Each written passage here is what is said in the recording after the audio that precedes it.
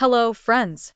Today, we're going to learn about a powerful tool that can help us manage our emotions, especially when things get tough. It's called the meta moment, and it's a strategy that helps us pause, think, and choose the best response when we're feeling strong emotions. By the end of this lesson, you'll know how to use the meta moment tool to help you stay calm and act in a way that reflects your best self. The meta moment is made up of 4 simple steps. Each step helps us take control of our emotions and make choices that we can feel proud of later. Let's walk through each of these steps together.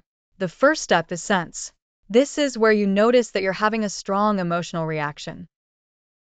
Maybe your heart is beating fast, your face feels hot, or you just feel really upset.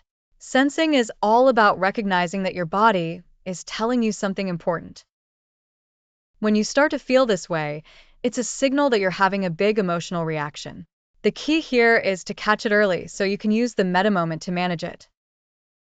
Next, we have stop. Once you've noticed your emotions, it's time to hit the pause button. This means taking a moment to stop what you're doing and avoid reacting right away. This step gives you a chance to calm down before you do, or say something you might regret. Stopping might look like taking a deep breath, counting to 10, or just staying quiet for a moment. It's all about giving yourself a moment to pause. The third step is see your best self. This is where you imagine how you want to handle the situation in a way that reflects your values and the kind of person you want to be. Think about what your best self would do. Would you be kind, patient, brave? Seeing your best self helps you make choices that you'll be proud of later. It's like asking yourself, what's the best way to handle this? The final step is strategize and act. Now that you've paused and thought about your best self, it's time to choose the best action. This could mean using one of the emotion regulation strategies we've talked about, like taking deep breaths or asking for help. Then, you act in a way that aligns with your best self. Strategizing might include using a calming technique or thinking of a solution to the problem. The important part is that you act in a way that feels right to you.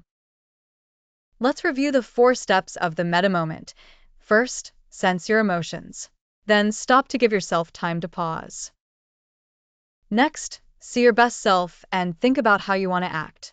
Finally, strategize and act in a way that reflects who you truly are. Now that you know the steps, let's think about when you might use the meta moment. Maybe you're feeling frustrated with a friend, or you're nervous about a test. Whenever you're experiencing strong emotions, the meta moment can help you respond in a way that makes you feel proud. Thank you for learning about the meta moment with me today. Remember, this tool is here to help you manage your emotions and make decisions that reflect your best self. Keep practicing the meta moment, and soon it will become a natural part of how you handle tough situations. I'm excited to see how you use the meta moment to stay calm and make choices you're proud of.